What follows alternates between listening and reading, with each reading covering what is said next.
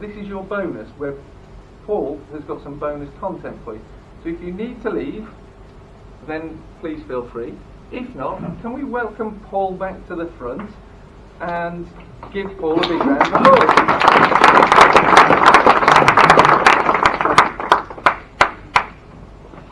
Great, and I think we should have you in there. Are you there? Right. Yeah. I've got to finish my sales pitch, otherwise I'll get in trouble with the person that works for me selling stuff. Right, so very, very quick. Here's what people say. They are, look, absolutely amazed and dumbfounded. This is the reason why. So, right, I'm going to turn this into some learning stuff as well. Deals, they always do these things, but these are real deals, not made up bullshit, right? There's a little bit of software we're going to use in a minute called Land Insight. Who's ever used that or heard of it? Hands up. Okay. So, I don't know if you know that I'm actually behind it. Does anyone know that? Okay. So, well, I won't bore you with the story, but it is the business for Find Insight. So in a minute, we're going to, as part of the question and answer stuff, we're actually going to go on it, shout out some postcodes, find some sites on your doorstep, look through them and sort of like talk through how you find deals using that, yeah? If you sign up for the training based on the deal that I'm going to give you tonight, there's 3 months of that for free. It's 50 quid a month, it's worth 150 quid. Who's done wealth dynamics here? Who hasn't done it? Okay, so again, this is all good stuff. So whether you do my stuff or not, it's entirely up to you. If you do it, you get wealth dynamics included. It's $97. That's about 75 quid English, right? If you don't do it, go online, Google it, do it anyway. It's really, really good. Basically, I've always massively been into psychology and stuff like that. I've done pretty much every personality type test you can do. This is one of them. The reason this is really, really good is they sort of relate it to business, and it shows you your entrepreneurial style. Here's mine, right? And it just sort of shows you what you're really, really good at, what's your sort of natural way of doing stuff, and then obviously what you're not so good at, and ideally as well who you need to work with to sort of complement you and sort of fill the gaps, right? It's really, really good, gives you really detailed report. Here's mine. I'm a mainly mechanic creator. Creator's sort of what it sounds. Mechanic is like super detailed, analytic stuff like that. So there's no right or wrong, although clearly the best 2 things you can ever be is a mechanic creator like me. Right? But the good thing about this is, like, the reason I've got good at what I've got good at is because I've literally analysed the shit out of everything I've done since day one, which is useful because it means I can teach you, right? I've got mates in development that are traders and deal makers. You can sort of guess what that means, right? That the way they do their deals is down the pub. So it's just like a different way of doing it. There's no right or wrong, it's just we've all got different styles, yeah? One of them has been bust 4 times, I should add, but that's a whole different story. But so the point is, this is a really good test to do anyway. It's just it's a real eye-opener just for you in business anyway, right? If you do my training, you get free. One of the reasons I use it is because it's all well and good me teaching people to do things the way that suits me, but that might not suit you. Yeah, so there's all slightly different spins on what I do and what I teach based on what your style is. So anyway, that's really good. I told you I do 2 1-day consultancy things with people a month, which I charge 10 grand for, and I've literally straight up got people queuing up for those because I can make them a lot of money in 2 days or 1 day. Yeah. Tonight there's half an hour with me. If you've got a deal, it might be a deal that you found, it might be a new deal, it might be anything. I'll sit down with you live for half an hour and like basically tell you where the money is or where it's not. If it's a shite deal, I'll spot it straight away and stop you doing it, save you a fortune. If it might be a deal but you're not quite sure, I'll tell you exactly what to do to turn it into a deal. For people doing training, there's a private Facebook group. I'm on there all the time. People that work for me are on there all the time. So any questions you've got about site finding and stuff like that, you get them answered. It's not like the normal Facebook groups where you post a question and you get 20 people giving you bullshit answers, right? This is all like straight up stuff with people that know what they're talking about. It's 100% money back guarantee. So if by lunchtime on the day you're not loving it, you just say, I'm not loving it, give your book back, and you can go away and get all of your money back. It's never happened, but if you're worried, then that's the guarantee for you.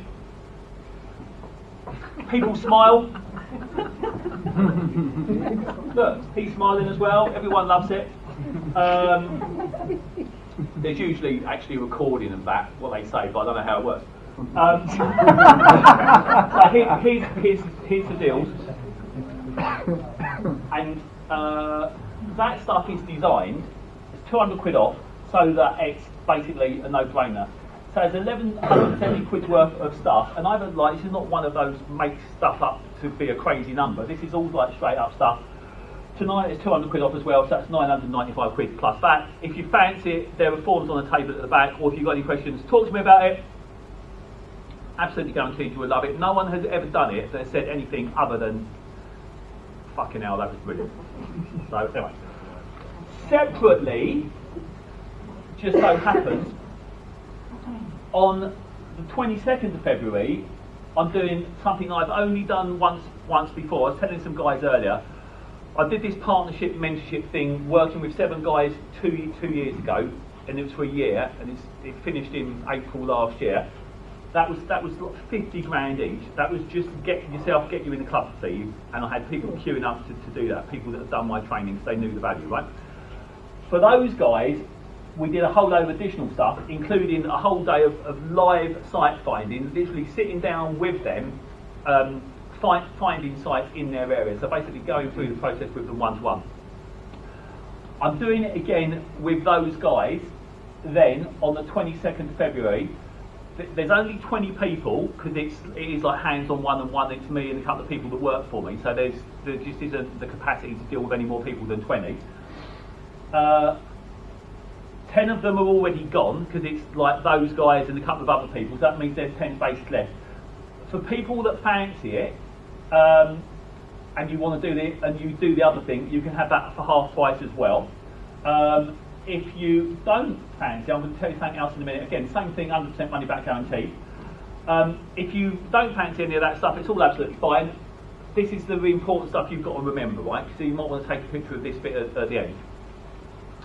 Everything starts with land, right? Everything starts with finding the deal, finding the building, finding the opportunity that's not on the market. That's how you get proper deals. Deals are everywhere, but you need to create them rather than wait for them. Yeah, you don't wait for them to turn up on Rightmove. You spot them yourself and then you go and grab them. That's how it works. You've got to know your own value. This is the thing. I guarantee, if I could get inside your heads now and know what you know, I would make an absolute fortune. It might be who you know, it might be what you spot. I guarantee you're already sitting on the mountain of value. You just don't know it. So you've got to realise that, yeah. And this is the important thing. Whatever you're doing, this is how you do deals, right? One way or another, you have got to get yourself in the middle of the deal. If you're just spotting sites with potential and then introducing them to other people, you are effectively sticking yourself in the middle. You found the opportunity, there's someone else out there that's going to pay you big money for it, you've got to get yourself in the middle of it. Even if you're doing bigger stuff, you're securing deals, you're trading or you're building yourself, again, you're getting yourself in the middle. It's all about getting yourself in the middle, yeah? So that's that. And you've got to get on with it, like you said earlier, right? Whatever you're doing, get on with it. It's no good like sitting on the sofa. You know what I mean? It's like you've got to get on with it. So that's it. Anyway, that's all of that stuff. That's the deal. Separately, if you don't fancy doing the other thing for half price as well, the live site finding, I will find 5 sites for you in your area. So if you just like fancy the normal thing, with all of those deals, 995 quid, forms are at the back, but you don't fancy doing the other thing for half price, what I will do, and I've never done this before either, I will literally do what I'm going to do in a minute. I will you give me your postcode or tell me where you want to look in your area. I will go on Land Insight. I will literally record the screen of myself hunting around your area, finding sites. I will find you 5 proper off-market sites, and will literally talk you through the process. And I'll even pay the £3 for the land registry search. So I'll basically give you 5 things of proper off-market sites. So that's the deal. If you fancy it, now let's get on with the questions. Is it time for the questions? Yep. Right, let's start with doing the Land Insight thing. If you can get that up for me. I'll get that up for you. Whilst he's doing that, I can questions. If you want to start firing questions at me. Have any other dates apart of 1st of February? So what's the question? Any other dates apart of 1st of February? Then another one on 1st of March.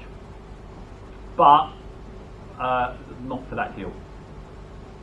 Because like I said earlier, this is the first time I've spoken out for about 2.5 years, so I'm just really trying to make it worth my while. You see what I mean? So it's, but I won't be doing, honestly won't be doing that deal again. I'll do some of it, but I won't do all of it. Paul? Yeah. How do you structure your options then? Do you do it with a fixed exit price, or do you do it percentage of GDV or some calculated? It's a good question, really good question. You have got to be, so just to explain for people that don't quite understand what that means. When you are, so 2 things. So remember, so if you are finding sites to introduce to other people, you don't need to know the answer to that question. Right? I'm going to carry on. I'll come on and I'll fully answer the question. Yeah. If you're look, knowing how to do that properly, to work out what you can get on the site, properly assess all of the risks and opportunities, properly know all the costs and values and your chances of getting planning. Okay. That's a big skill, right? A site finder or an introducer is not expected to be able to do that, right? Most people that call themselves developers haven't got a fucking clue how to do that. I'm a valuer, so I can do the residual bit. Okay. Well, right, okay. Do you know what you can get on the site? Not necessarily, no. That's Exactly. So that's why I asked about the option, about when you agree the option, your exit, in other words, when you exercise and actually buy, Yeah. you do it as a calculated value. what you do, I'll tell you exactly what you do. So remember, so important thing to know, because this scares people, right? So people that just want to be site finders to get the 2% fee, then think, oh God, I don't understand that, how do I do all that, right? The answer to that is you don't need to. All you need to do is spot something that looks like it might have potential, introduce it to the right person that does know how to deal with that. They then go and tie up and negotiate the deal. However, so if you want to be going in to tie up and negotiate the deal, you've basically got to come up with the number, right? So the question there, and this is what some people try to do. In fact, who in here reads Property Investor News? Okay, I should find in there about 2 or 3 years ago. I wrote an article about this. Yeah. What people that don't know how to do that but still want to get a foot in the door to tie up a deal, what they try to do is come up with what they call market value options. So they try to come up with an option agreement that gives them the option to buy the site at X% of market value, that being new market value with planning, yeah?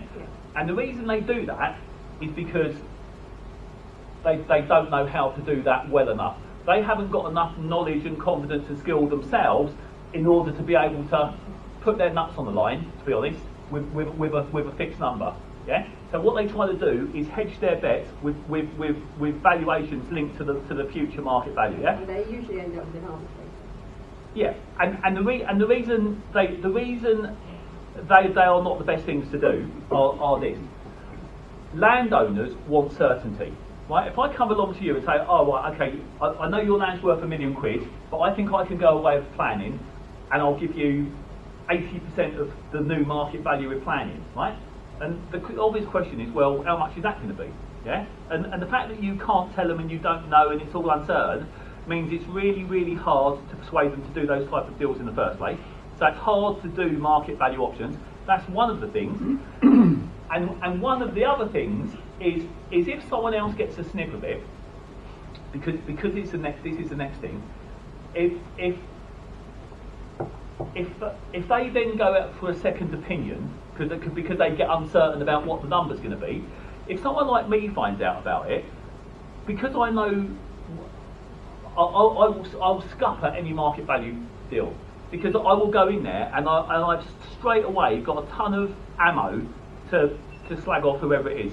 But, well, hang on, what's your market value off that value? Why are they doing that? Do they not know what they're on about?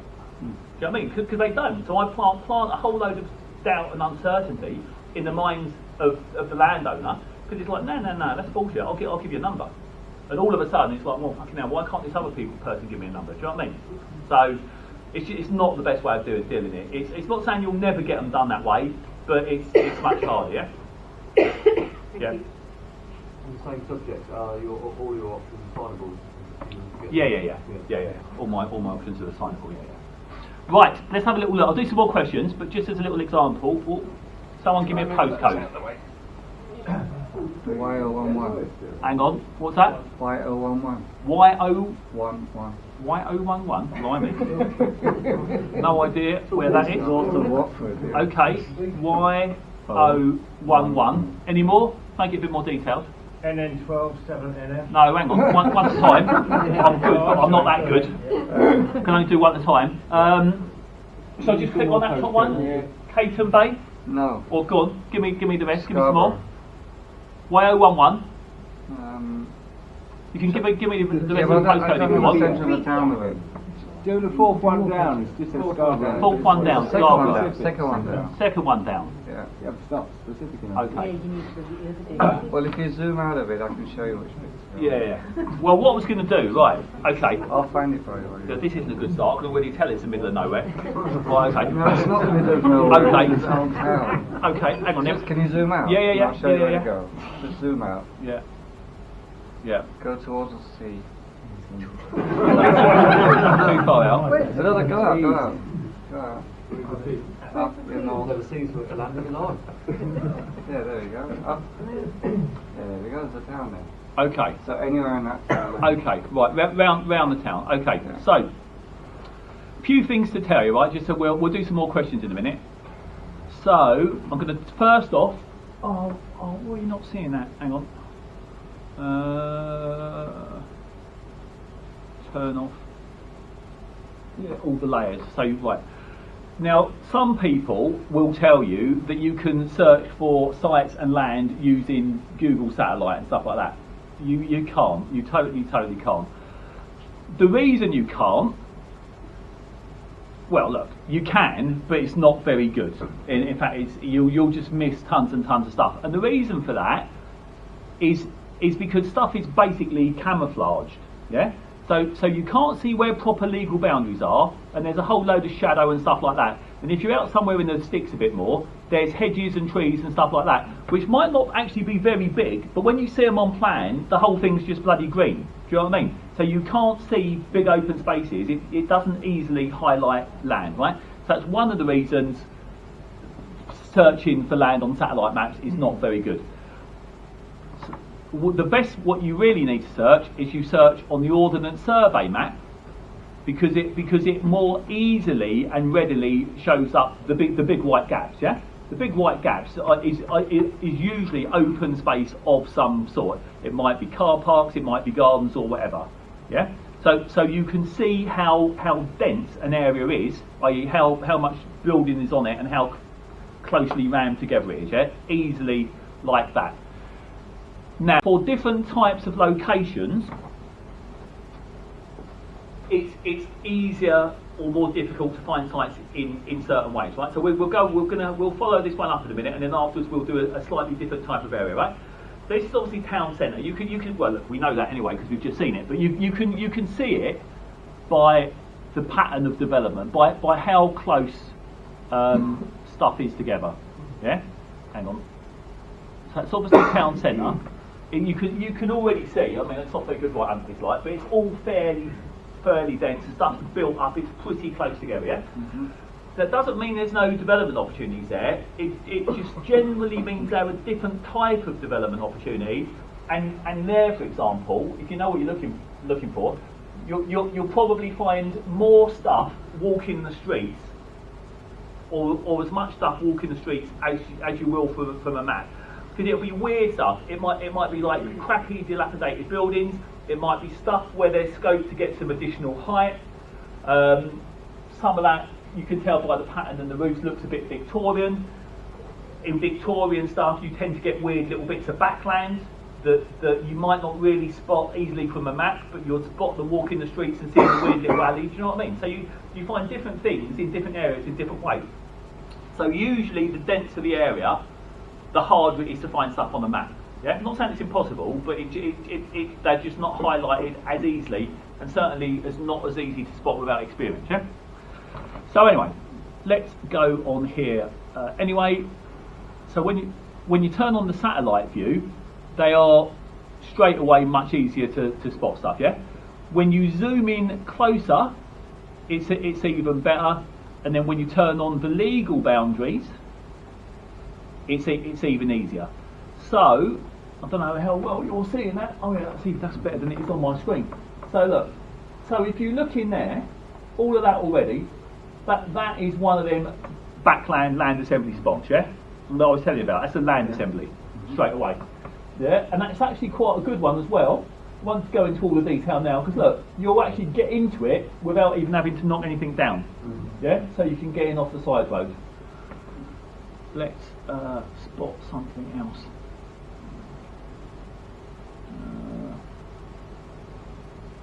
Actually, let me show you something else. It might not come up on here. Bing Maps, if we can get it. Yeah. Who uses Bing Maps for anything? So Bing, as you can see, is really good because it's basically bird's eye view, and you can see things from a different perspective. So you'll see stuff with this map that you wouldn't have seen from the satellite map. Yeah. So usually what you're doing with like Land Insight, for example, you're searching in a certain way, and then when you spot something, you sort of look at the other maps to get a little bit more information to work out, is it a deal, isn't it a deal, could I get something on there, is there some sort of constraint I need to know about, yeah? So, interestingly, hang on, where are we? So the reason I did that, let's go back to OS. The reason I did that was because I could just tell by these blocks that these were all flats, yeah? So, but I don't know how tall they are.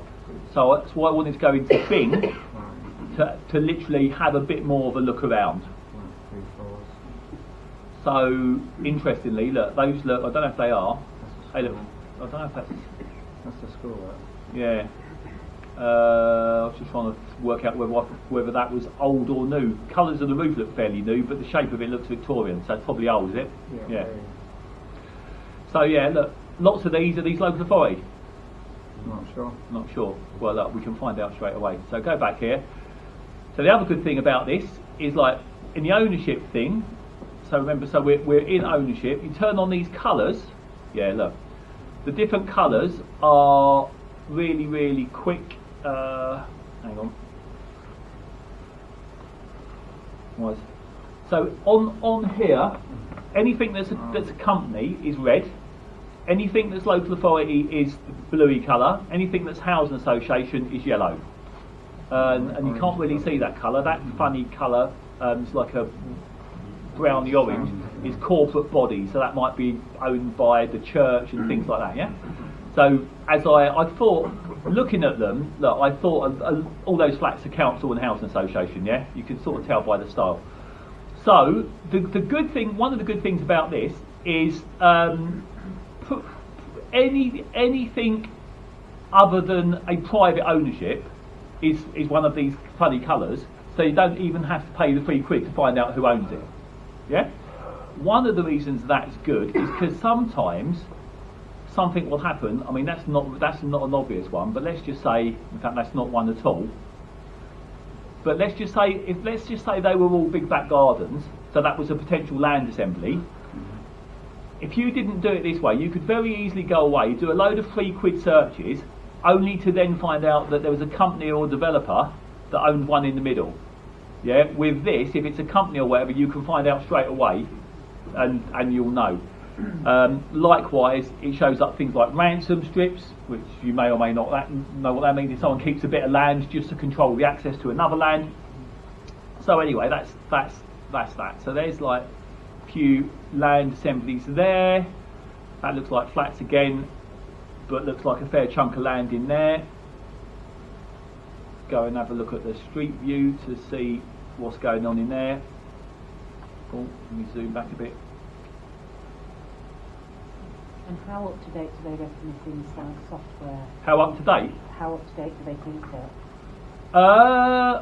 Well, so look, if you look on there, it depends it depends what map it is. Yeah, so obviously the Google Maps obviously done by the Google car. The Ordnance Survey is done by Ordnance. No, the ownership really. Oh, the ownership's all straight from Land Registry. So it's straight. So yeah, literally. So it takes about 3 months for stuff to get registered usually. But yeah, it's totally. I mean, this is straight from Land Registry. So it's as up to date. It is Land Registry basically. Yeah. So anyway, and all up. So looking at that one there, it looked on plan like there was a big chunk of land in there. But you look in there, look, those trees, almost certainly TPOs. Looking at the style of that stuff, it wouldn't surprise me if that's a conservation area as well. So, separately to that, we won't do all of this now because I'll answer some more questions. There's a planning map, so this is really good. Basically, one of the key things, and again, if you're just finding sites as an introducer, you don't need to know or do all of this stuff, but the more you know and do, the better. If you're wanting to be a trader or a developer, this stuff is absolutely key. One of the most important things you need to know about a site is the planning history, i.e. what's gone on there in the past. Yeah, the planning history of a site is really, really key, useful information. This is effectively the planning history. Dependent on the colour of the dot is how recent or old it is, and dependent on the size is how big it is. So you click on that one, for example. Yeah, look, approved 5 dwellings. C3, so that's residential, February 2017, and it takes you straight to the planning application where you can get all of the rest of the info you need. So there's all sorts of other things you can do here. You can track refuse planning applications. Personally, that's one of the things I like the most. Something's got really messy planning history and stuff's been refused loads and loads of times. I love that because obviously I'm good at planning and it scares off all the competition. And it also gets landowners' expectations down. Once they've been refused planning a few times, they start realising it's not as easy as they think it is. So, anyway, we'll do some more questions, and then someone will do one more postcode in a different type of area. Paul, how did you stop people from speaking to each other if you were going to... Land assembly? Yeah.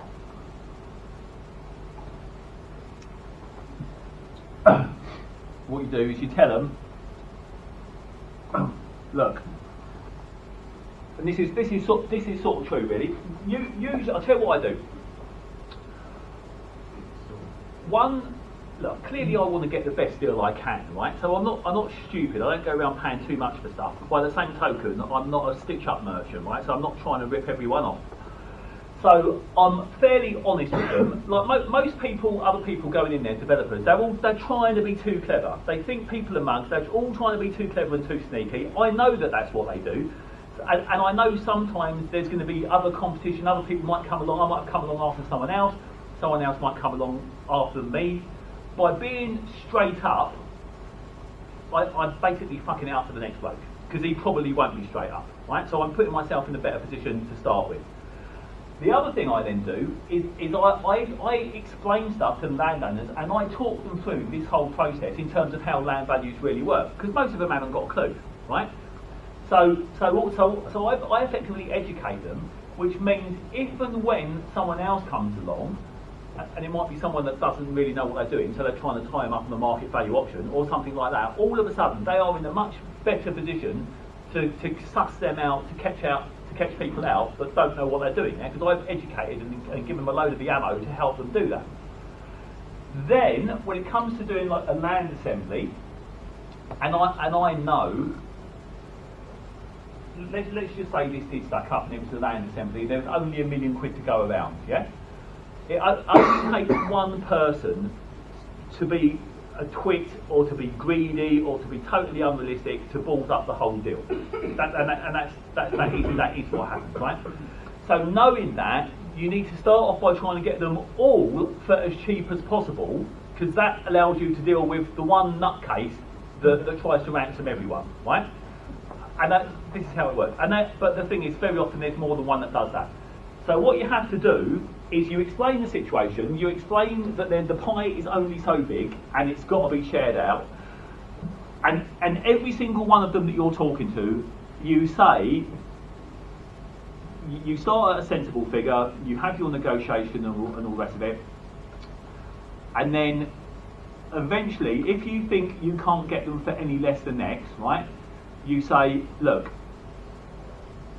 the deal's going to be really, really squeaking if I have to pay you that, but I will reluctantly do it as long as we're absolutely guaranteed and agreed on that figure now, because if it changes afterwards and blah blah blah, then all the rest of it, could we agree on that figure now, on the basis that you do not say a word to any one of the other landowners, because if any one of them gets a sniff of this and they want the same amount, it's going to kill the whole deal. Right, so basically you keep your mouth shut because you're getting a whole ton more than everyone else. Right? They think, oh, yeah, I'm getting more than everyone else, right? But you say that to all of them. Yeah? That's how you do it. Yeah. Yeah. Yeah. Have you ever been in a position where you've tried to go in with an option and for whatever reason they've declined it and you've gone all in and actually bought the land and then been rejected planning permission, and what's been your route in that situation? I've got 100% record at planning, so I've never not ultimately got planning. Quite a lot of them I've had to appeal, but that's just the nature of the business, yeah. So luckily I've never not got planning. If deals have been like so risky or so bad or so iffy, I just don't do the deal. Yeah, not doing the deal is like the hardest thing to do. It's really easy to do deals that are super risky and you're taking a punt, or you don't know what you're doing, or you mess around with your figures to make it looks like it works. Yeah, that's easy, but that's how you go bust. That's one of the reasons. You know, I said at the start, you know, since 1988 it's gone from 12,000 to 2,500. That's because that's because most of those developers usually, historically, used to be contractors and builders that started building and selling a few houses. As it started becoming more planning related, understanding and being really good at planning became more and more important. The ones that didn't keep up and that weren't good at it, you know, some planning application. I've got a planning application. So it's only a little ones for 3 big, quite high value houses. I've done 150 grand on planning already. 150 grand, right? You cannot afford. I mean, they don't all cost that much, right? But they sort of do if you. I mean, this one's. It's got a lot of tricky stuff around it, right? So that's one of the reasons. But even small planning applications, really small, it's probably, to do properly, it's going to be 20, 30, 40 grand to do it properly, yeah? And to be quite honest, you can only do it properly because if you don't do it properly, you're sort of asking for trouble. But the point being, if you can't afford to be getting refused and throwing 20, 30, 40, 50, 100 grand down the drain, yeah? You've got to know, if you want to do that bit, you've got to know how to do it properly. You've just got to do it properly. This is not the sort of thing you take punts on, yeah? Anyway. Do you always go full planning or do you go outline? Nearly always full, detailed. Why? Hang on. Why do you do that? Because in order to properly, well, so the question, in case you didn't hear, was do you always go full planning? So that's detailed, so that's all of the information, you're telling them exactly what you're going for, yeah? As opposed to outline planning, which outlines is sort of planning in principle, okay? I don't need planning in principle. I know what the planning policy says. I know how to interpret it. I know what the rules are. I know what the regs are. I already know that in principle I'm going to get it. Yeah. So I don't need to do an outline plan application to tell me that I'm going to get it in principle. That's one of the reasons. But the other reason is, remember, I'm always trying to maximise land values to get the deal done and maximise profit. The way you do that is by literally analysing and researching and optimising the shit out of every little bit of it, yeah? So that means a detailed planning application anyway. And the other thing is, lots of the only time you use outline application sensibly in my book, if it's a monster application. Who's the planning guy? Is he still here? No. Yes, he is. You're the planning guy, yeah? Yeah. All right. So he's denying it. Oh, I'm not the planning guy. So the only sensible reason in my book you would use an outline application if it's a monster scheme. So I'm talking about a few hundred or a few thousand units where you might want to phase it and to deal with stuff in chunks, right? Yeah. Most of the time you wouldn't do it outline. So in my opinion, the reason is you need to be super detailed to optimise and maximise land values anyway. You need to properly research the shit out of anything anyway to properly maximise your chances of getting planning. And lots of local authorities don't like outline applications anyway because they see it, because this is what it is, as developers trying to get a foot in the door without providing on the cheap, without providing all of the proper info.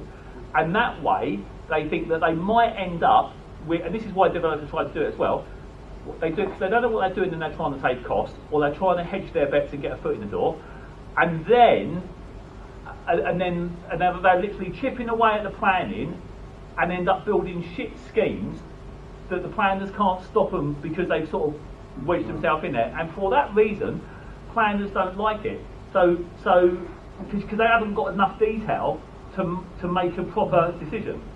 So also you will have, in my opinion, less chance of winning an outline application than you will a detailed one. Outline is no guarantee as well. Say again? Outline is no guarantee as well as a detailed planning. There's a lot of instances where you do the outlining. That's another very good point. So, of course, none of it's guaranteed, right? But this is the thing. Particularly if you remember, I said as you get more into the process, it takes more time, money, and expertise to do it, right? And remember what I also said on that first slide, the two biggest barriers to growth to developers are the cost and availability of land and dealing with the time and complexities of the planning system, yeah? And those things are basically interrelated. It's all part of the same problem, basically, yeah?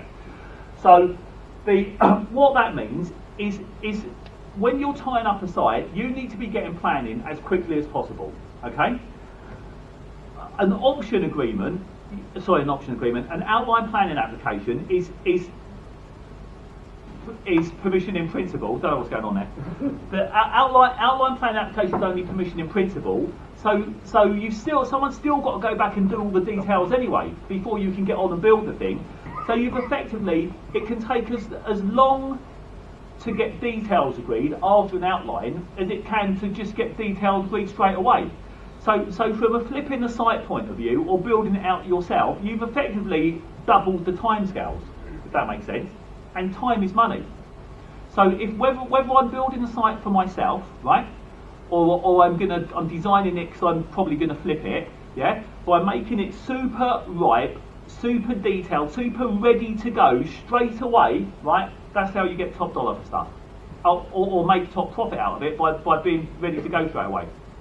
What is your advice or strategy for develop land where the GDPs are not very high?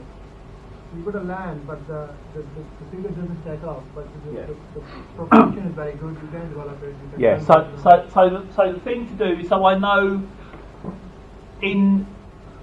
so I do most of my stuff in sort of London and the home counties and other bits of the southeast where obviously the values tend to be much higher. Yeah. So that means it's easier in numbers terms to get some type of deals to work, but there's a ton more competition and most planners in London hate development, right? So there are other issues, yeah. But at least where you've got higher values, it's easier financially to get deals to stack up. But it doesn't mean it's easier to do deals because there's way more competition and there's more difficult planning. In lower value parts of the country, where the relationship to build cost and sales values is much closer, perhaps because you've got lower. I'm guessing round here, 250, 300 quid a foot. Who knows? Yeah, top end, yeah. Was it? Pretty top end for this area. Okay. So if you're selling things for 300 quid a square foot, but it costs, I'm going to say 200 quid a square foot to build them all in with all of your other bits and pieces, there isn't a very difference between what you can sell them for per square, basically what you can sell them for and what it costs to create them, yeah? So if there's not a massive gap, then it means it's hard to, you've got a smaller amount to be divvied up between land value and profit, yeah? So when you get situations like that, probably, sometimes deals just don't stand. If you can't beat the existing use value on something, if you can't make something worth more by developing it than it's worth as it is, then clearly it's never going to happen, right? Some things are a little bit borderline-ish. When that is the case, probably the best thing to do, and this is one of the things I like to do anyway, is JVs with landowners. So you get them to put the land into the deal, yeah? You build it and sell it, and then you have some sort of profit share out of the other end. The reason that works a bit better, because you don't have to buy the land, you don't have to finance the land, you don't have to fund the land, you're saving some costs there. Yeah. Are you familiar with Nimbus Maps? Nimbus Maps? Yeah. Wankers. No, I should say that. Nimbus Maps are the competition to Land Insight. So they are wankers. Go on. What are your thoughts on pre-apps? My thoughts on pre-apps? Pre-apps are good. I do pre-apps probably 2/3 of the time. The important thing to know about pre-apps are pre-apps don't do what most people think they do, right? This is what I've sort of discovered anyway. Most people think you do a pre-app to see what the planners think, right? Oh, I'm not really sure what I can do this site, so I'll do a pre-app and the planners will tell me, right? Well, I don't know what they're like up here, but where I am, they won't tell you. They'll tell you what you can't do, they won't tell you what you can do, right? And it's not their job to tell you what you can do, actually. So this is the whole point. It's not, like, one of the worst bits of advice I see, like, oh, I've got a site, what shall I do? Go do a pre-app, the council will tell you. The council won't fucking tell you. Like, here's some words that have never been uttered, right? You go into the council, you show them your plans, and they say, cool, you've underdone it there, mate, you get a few more units on there. It just doesn't happen. It's not their job to, so that's the thing.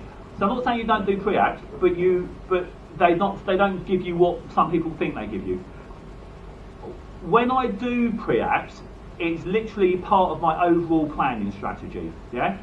Because I know that I'm going to appeal, right? I might be dealing with a nightmare local authority that I know, like, you've only got to look at their track record, they refuse 90% of stuff. However good my scheme, look, I've won literally last week refused. This application is literally the absolute, like, business. It ticks all the boxes. It is really, really good. And it still got refused, right? I knew it would probably still get refused because it's a local authority that refuse everything, right? They're just an anti-development local authority. Because I knew it was likely to go that way, I had actually done a pre-app, right? I didn't do a pre-app because I cared what the planners thought, because their planners said at the pre-app, oh, no way, we hate it, right? So I knew that's what they were going to say. But then my full planning application was a couple of units left. So when I ended up at appeal, as I knew I almost certainly would, and an appeal inspector looks at the whole thing, it's like, well, look, these guys, that guy looks like he's done all the right things. I did a pre-app, the planners came up with a load of comments, I addressed most of the comments, I reduced it, I did everything right, and they still refused it. But it's put me in a better looking position. Other times there might be a bit of weirdness around policy. It might be new policy, so it's not really clear how it's going to be interpreted. So I might be trying to put the local authority on the spot about a particular key issue. So that's why I'll do a pre-app. But it's not for them to tell me what to do. It's part of a bigger strategy, yeah? That's the thing to know. Right. Move me off whenever you like. I was going to say, you're staying over tonight. Yeah. Would you like a drink in the bar? I would like a drink in the bar. Who wants to buy Paul a drink in the bar and carry on picking his brains? I was going to say, there's too many hands going up there. Shall we continue this in the bar in a little bit more informal surroundings? Are you happy with that? Yeah, Paul? yeah. And I think we can all give Paul a massive round of applause because he's not delivered a huge amount of value and a lot of insight into 35 years of experience of property development and planning.